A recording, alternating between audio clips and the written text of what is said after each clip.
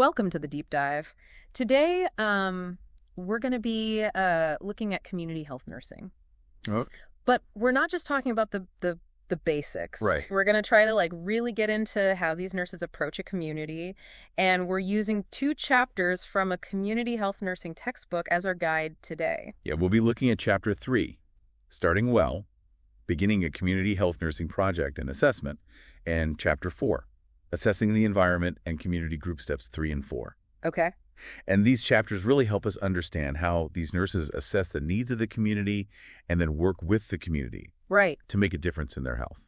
So it's not just about providing care in a community setting, right? It's Right. a whole different way of thinking about it. Exactly. And there's a great quote from the book that really highlights this. Okay. Entering the community and learning how to practice nursing in this new and what may appear to be relatively unstructured setting can be unnerving for students and new practitioners alike. Unnerving is a good word. I remember feeling that way when I moved to a new city.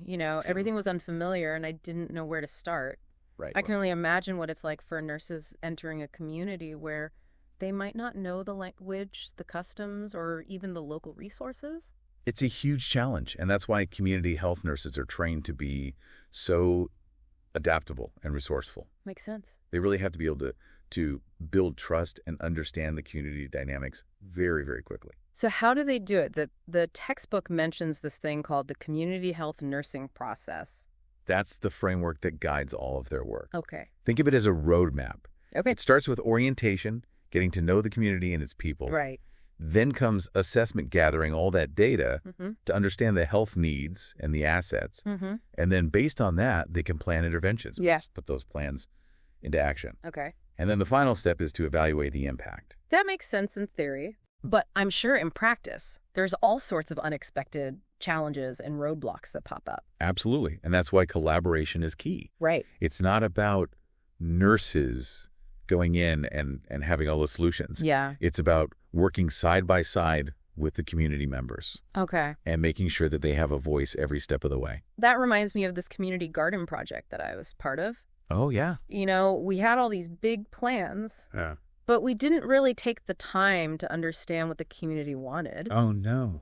We ended up with a beautiful garden that nobody used because it wasn't aligned with their needs. That's a perfect example of why community engagement is so important. Right. Community health nurses are trained to avoid that pitfall Yeah. by really listening to residents' concerns, Mm-hmm. building trust, Mm-hmm. and making sure that they are involved in every single stage of the process. So it's about creating a sense of ownership, making sure the community feels invested in the outcomes. Exactly. Okay. And that's where data collection comes in. Nurses need information to understand the health landscape of a community, Right. but they also need to understand the community story. And I'm guessing that's where the difference between secondary data and primary data comes in, right? Yes, you got it. Okay. Secondary data is information that's already out there. Uh-huh. Census reports, national health statistics, even policy documents from organizations like the World Health Organization. Okay. It gives you this broad overview of the community, the demographics, health trends, Okay. and areas where there might be problems. It's like looking at a map before you travel somewhere new. Exactly. It gives you the lay of the land. Yeah. But just like a map doesn't tell you everything about a place. Right. Secondary data only tells part of the story. Okay. That's where primary data comes in. Okay. And this is information that comes directly from the community, Okay. gathered through things like key informant interviews, community mapping, Uh-huh. focus groups, and questionnaires. So it's about getting the ground truth, the lived experiences. That add color and depth to those broader statistics. It's like reading travel blogs Mm-hmm. and talking to locals to get a real sense of what it's like to live in a place. Exactly. And each type of data has its strengths and weaknesses. Okay. Secondary data might reveal a high rate of childhood obesity in a neighborhood, Okay. but it won't tell you why. Right. Primary data gathered through conversations with residents might uncover things like limited access to healthy foods Uh-huh. or lack of safe spaces for kids to play. Right. And that gives you the context behind those statistics. It makes me think about the data that already exists about my community. Yeah. We have a neighborhood Facebook group where people post about local events and concerns. Right. That's a form of data, right? It absolutely is. Yeah. You're tapping into that collective knowledge and experiences of your neighbors. Yeah. Community health nurses do the same thing, Yeah. just in a more structured and systematic way. Okay, now one of the techniques that really caught my eye was this community mapping. Yeah. Is this as literal as it sounds? Are they actually making maps? They are making maps. Okay. But it's so much more than just plotting points on a piece of paper. Okay. Community mapping is about physically exploring the community, experiencing it through the eyes of the residents. Mm-hmm. They might notice things like the condition of housing, the availability of parks and green spaces, Yeah. the presence of environmental hazards, or even the types of businesses and services that are available. The textbook mentions a really fascinating detail about how nurses choose their mode of transportation for community mapping. Oh, yeah. It says, the best approach is to choose the method of transportation used by most community members to understand their point of view.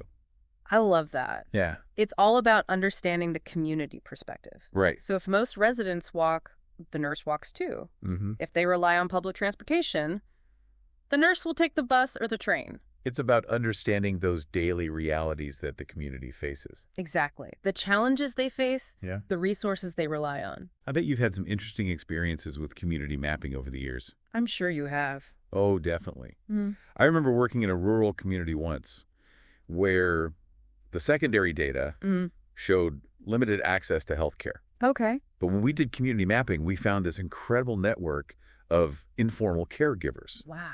neighbors, helping neighbors, family members driving long distances to provide support. Okay.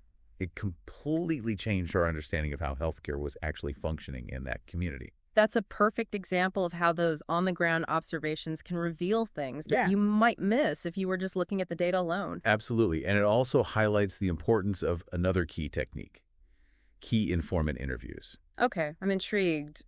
Tell me more about this. Who are these key informants? These are the people who hold deep knowledge about the community. Okay. Longtime residents, service providers, community leaders, anyone who has those unique insights into the community's inner workings. It's like tapping into the collective wisdom of the community. Yes. What kind of questions would nurses ask these key informants? It really depends on the focus of the assessment. Okay. If they're looking at the needs of young families, they might ask, Yeah. what is this building like as a place to raise young children? Or what resources are there in the building for these families? Okay.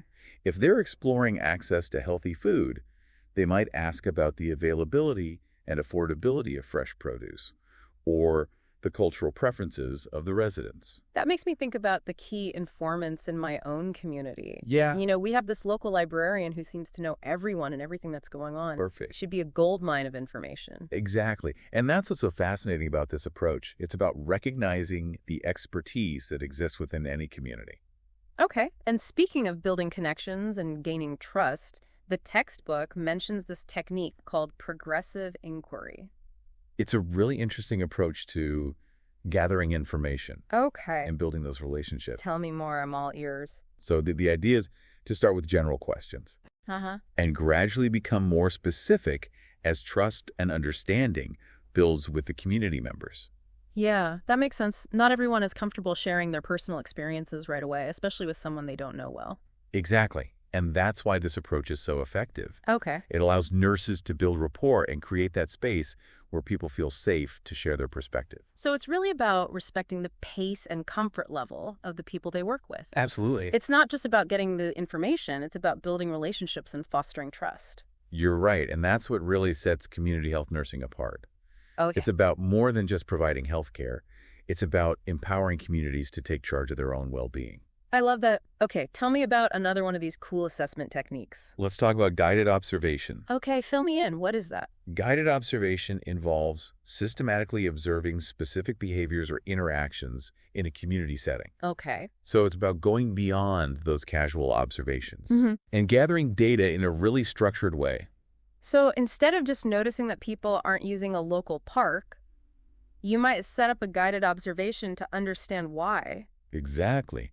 The textbook gives an example of a team that used guided observation to document activity on a playground in a low-income apartment complex. Okay. They might note things like the number of children using the playground, the types of activities they're engaging in, how they're interacting with each other. Yeah. and even the condition of the equipment. And then they can use that information to make recommendations for improvements, right? Exactly. Right. They might discover that the playground is only busy during certain times of day, or that certain age groups aren't using it at all. Okay. And that helps them develop programs and interventions that are more tailored to the needs of that community. It reminds me of that playground in my neighborhood.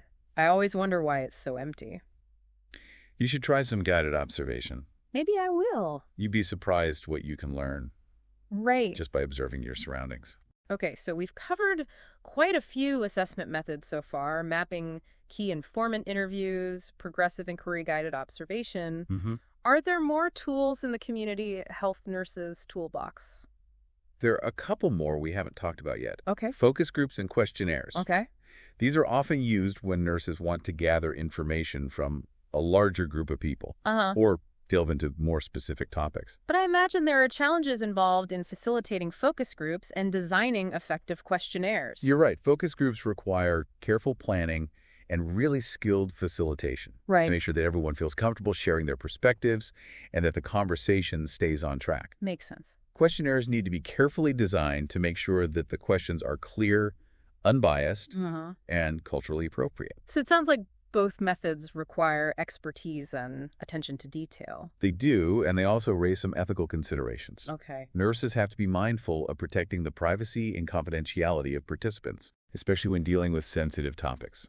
So it's not just about gathering the information, it's about doing it in a way that is respectful, Right. ethical, and beneficial to the community. Exactly. Community health nursing is all about building trust and working collaboratively Okay. to create positive change. Now, you mentioned that community health nurses often work in teams. Yes. I imagine that teamwork brings its own set of challenges and rewards. Absolutely. Just like any team, community health nursing teams face challenges in coordinating their work, communicating effectively, and managing conflicts. Oh, yeah. They might have different ideas about how to approach a problem, Right. different communication styles, or even just personalities that clash. Oh, I can relate to that. I'm sure we all can. You know, I've been in so many team situations where miscommunication or personality clashes just created tension Yeah, and slowed down progress. that happens. Remember that time our marketing team totally missed the deadline for that big campaign because we weren't all on the same page? Oh, yeah. That was not a fun week.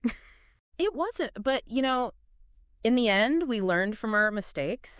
We improved our communication, and I think we became a stronger team because of it. That's what effective teams do. Yeah. They face those challenges, they learn from the experiences, and they grow stronger.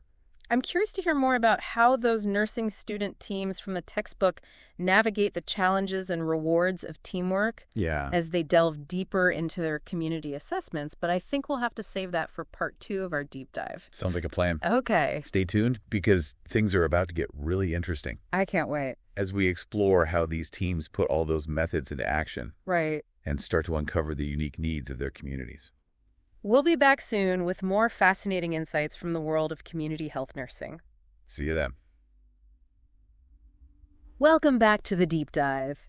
In part 1, we sort of got a taste of what it's like to be a community health nurse. We talked about the mindset, the process, the tools. Right. All of them. All those things they need. Yeah. Now let's see how this all plays out, in a real-world scenario. Yeah, perfect timing. Hmm. Because our textbook actually gives us 2 fascinating scenarios Cool. to explore. I like that. So imagine 2 teams of nursing students, Okay. each assigned to a low-income apartment building in a city called Old York. Okay. One building is brand new, very diverse. Okay. Residents speaking all sorts of different languages. Oh, wow. We'll call this one the multi-language project. Got it. And what about the other team? They're working in an older building where most of the residents speak English. Okay. The English project. Okay. Both teams are tasked with understanding the prenatal and postnatal needs of the women in these buildings. Okay, so 2 very different settings. Very different. And 2 teams that are about to learn a whole lot about community health nursing. Exactly. And right away, that multi-language project team, Yeah. they hit a wall. What happened? It's those communication barriers we talked about. All right. I mean, trying to build trust and gather information when you don't speak the same language Yeah. must be incredibly challenging. Yeah. I can only imagine. But they do have a few things working in their favor. Okay.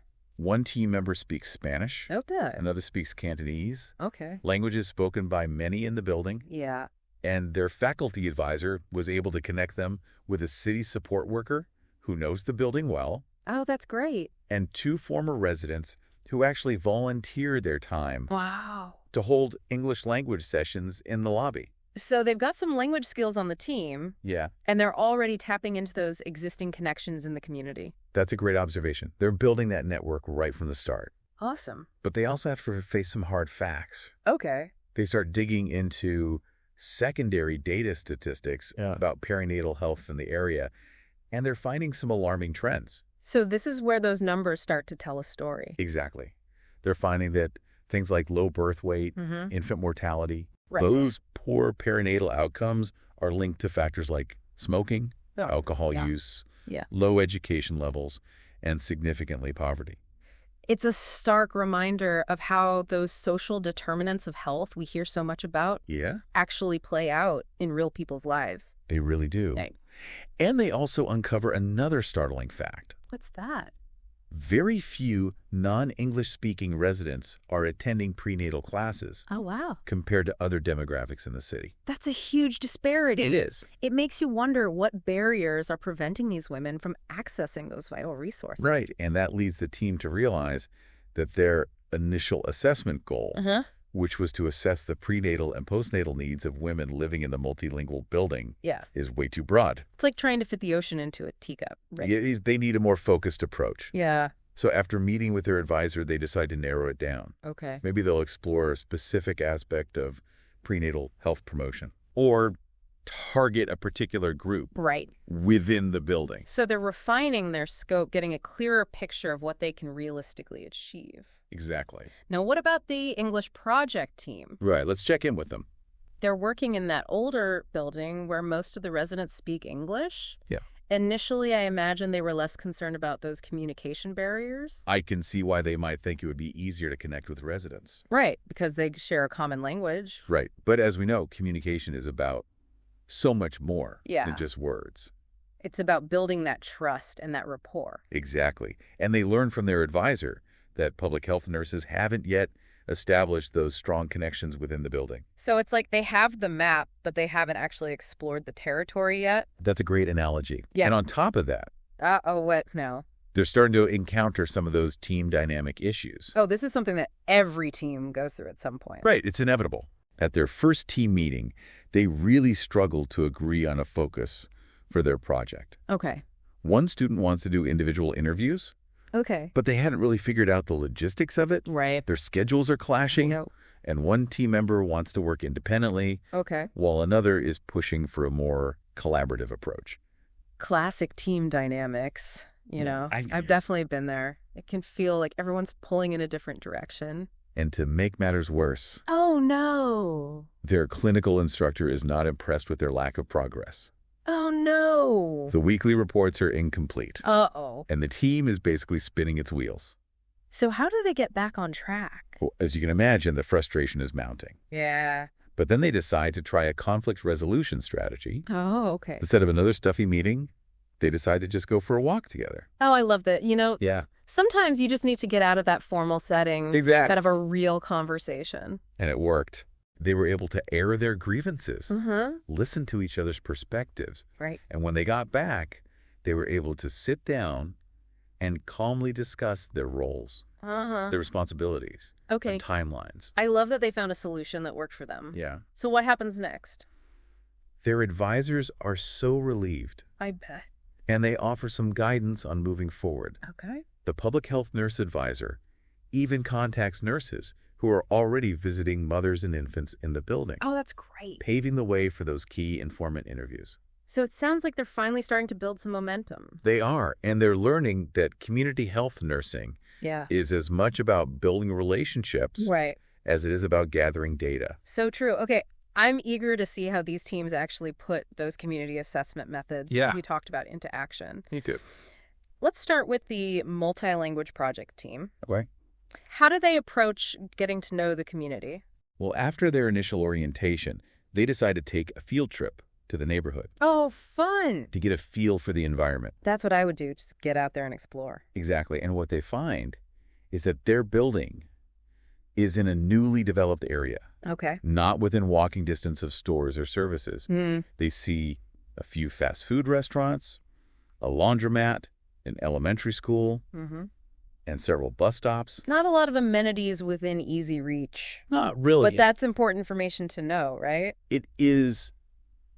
It gives them a sense of the resources or lack thereof available to residents. Right. So they create a map marking these key features. Okay. Then they take it a step further. Oh, I get. What do? They meet with the support worker and the 2 volunteers at the building. Yeah. And they show them the map. Oh, that's great. They're actively involving community members in the assessment process. Exactly. And the volunteers, who are immigrants themselves, they're so excited to contribute. They point out locations that aren't on the map. Oh, cool. Like what? Like where second language classes are held. Oh, that's helpful. And the most affordable grocery store in the area. That's gold.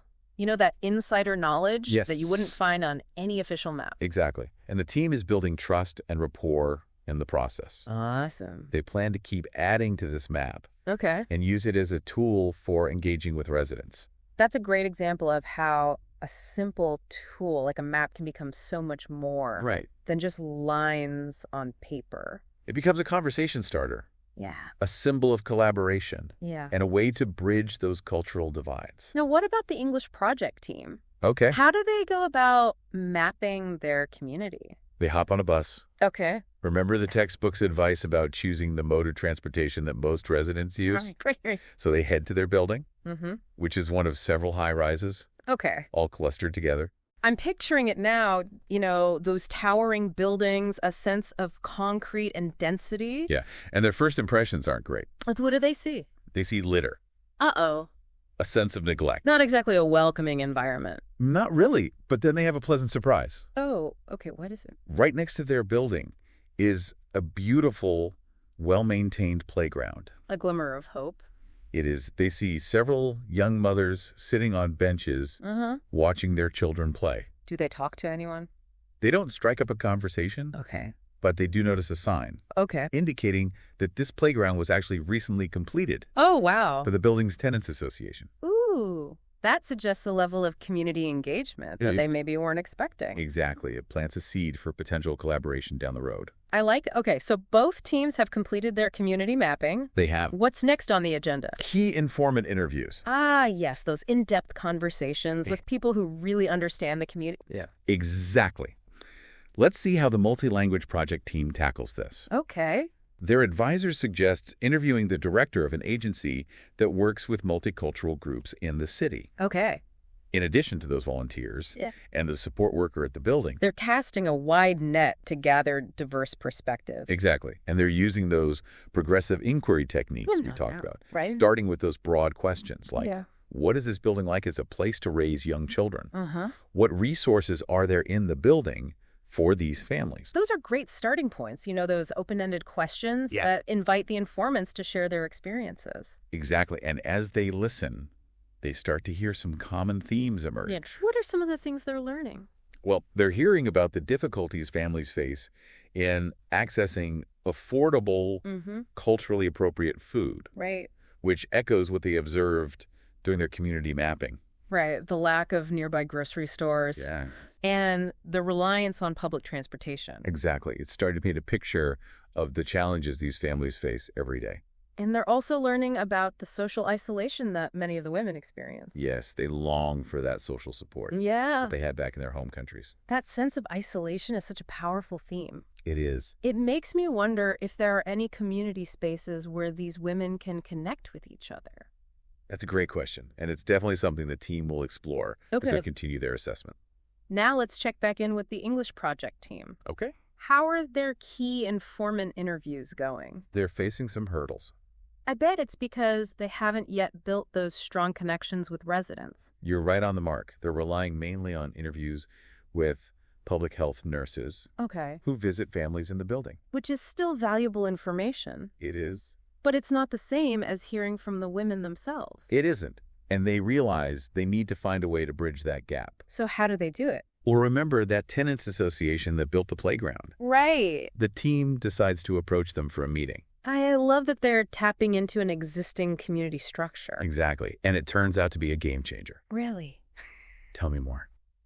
The Tenants Association is so excited Awesome. to share their knowledge Look. and insights. Okay. They confirm what the team heard from the public health nurses, that many mothers in the building feel isolated and lack support. So that sense of isolation is a recurring theme. It is. And during this meeting, Yeah. another shared concern emerges. Okay. What is it? The need for a safe indoor space Okay. for women and children to gather, Yeah.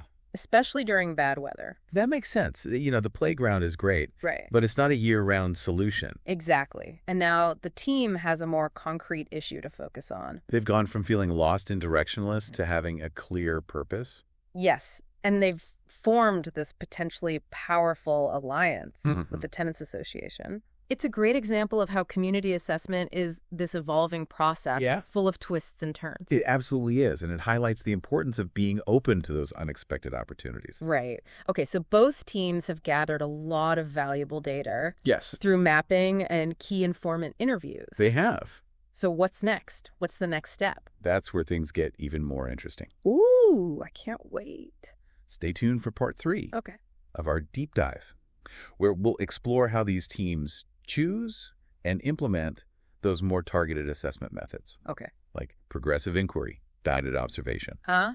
And we'll even delve into the complexities of focus groups Okay. and questionnaires. Awesome. We'll see you back here soon for the final part of our journey into the world of community health nursing.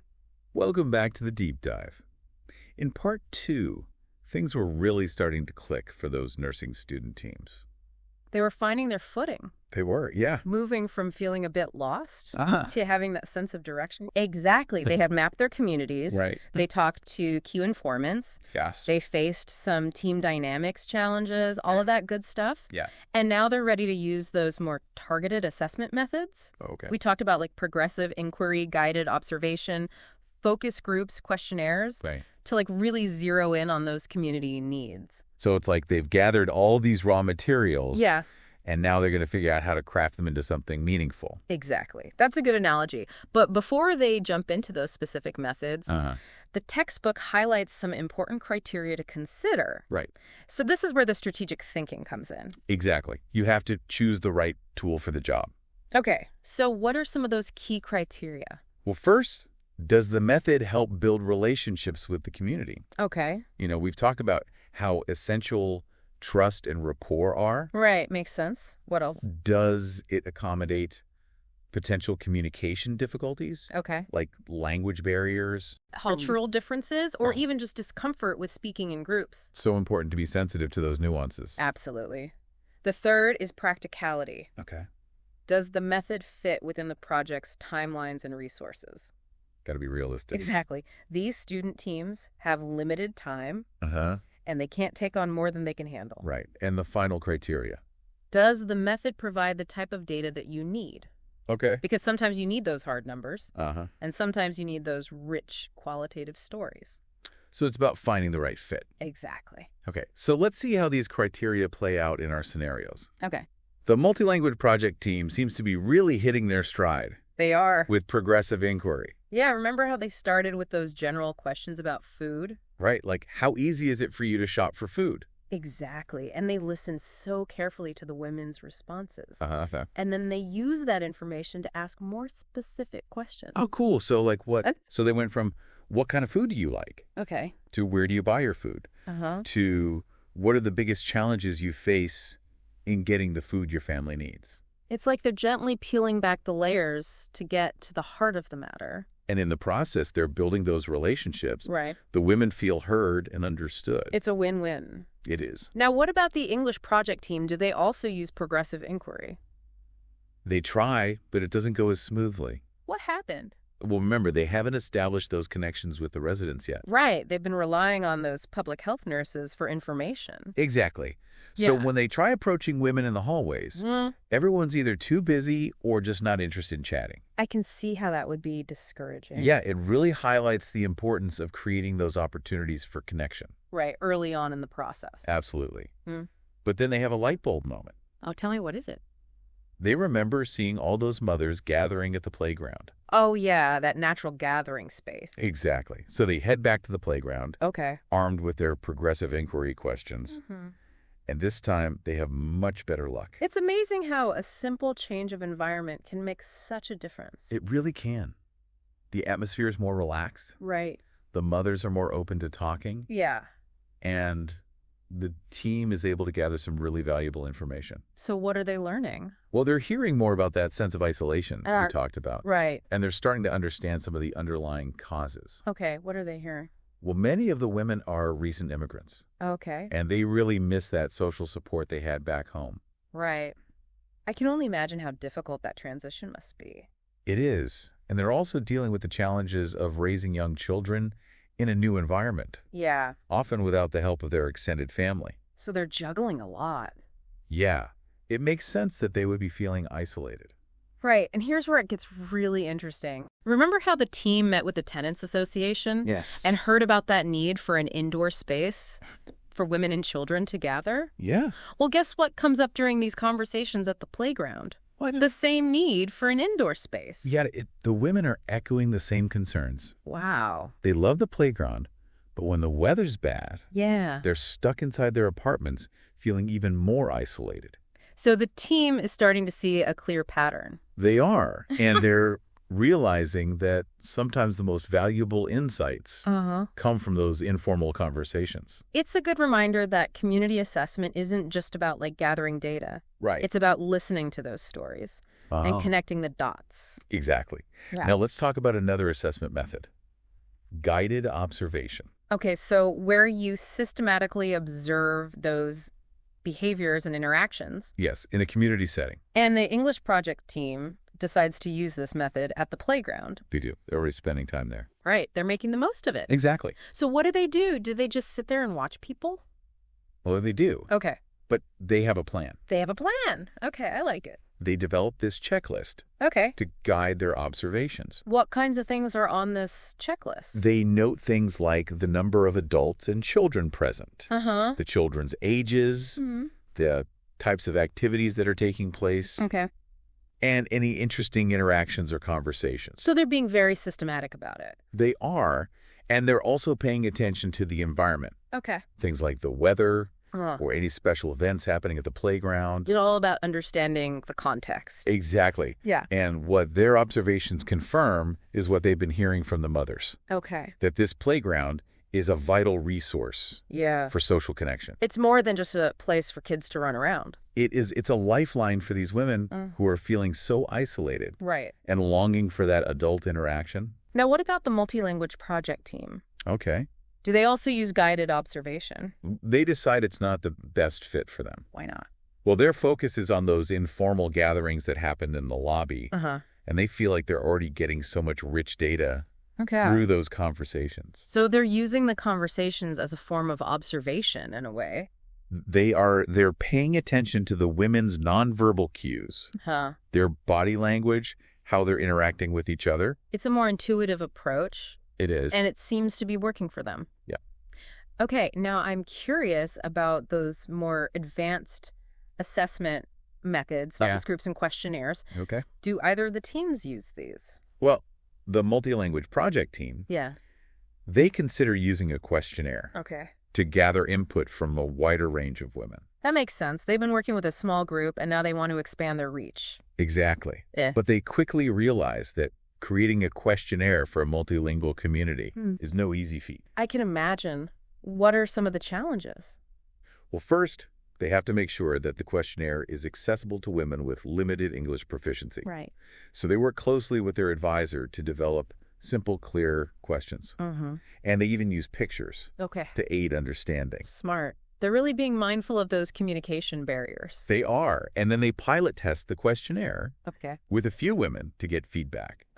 And make sure it's easy to understand. Makes sense. They're taking the time to get it right. Yeah. And then they also have to navigate the organization's review process. Oh, right. So that's where the ethics committee comes in. Exactly. To make sure everything's above board. Got it. So do they actually end up using the questionnaire? They do. Awesome. And it proves to be a really valuable tool. Okay. They get responses from a diverse group of women.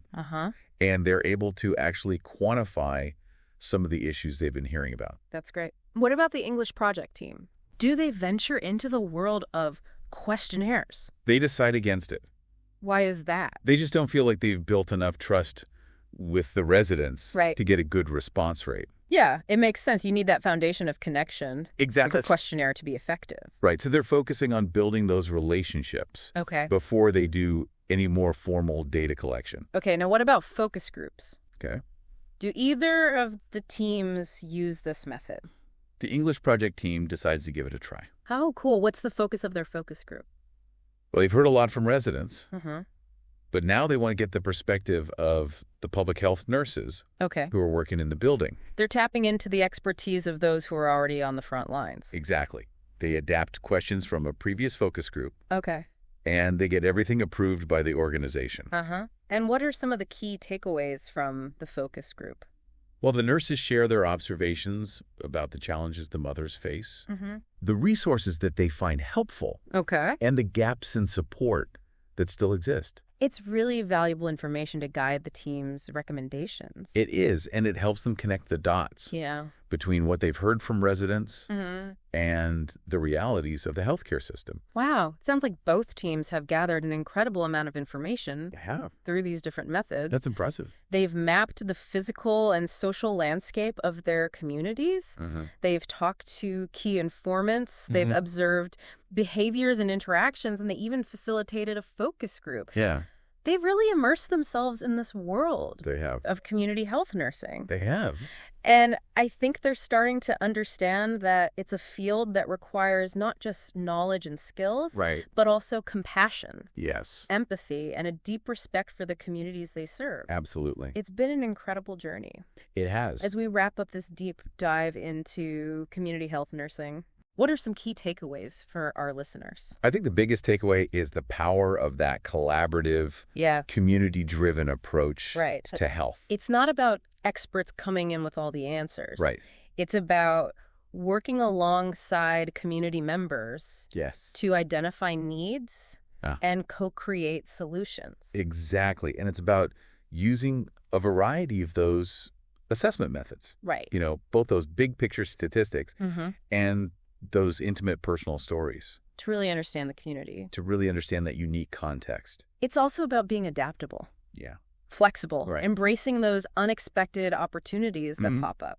Yes. And it's about recognizing that even those small actions can have a ripple effect. And create change. Creating positive change. Yes. So the next time you think about health, think beyond the individual. Think about the community, about the environment, the social determinants. All of those factors that shape our well-being. Yes. And ask yourself, what's that? What role can I play in creating a healthier world? That's a great question. That's the essence of community health nursing. And it's a message we can all take to heart. Absolutely. Well, thanks for joining us on The Deep Dive.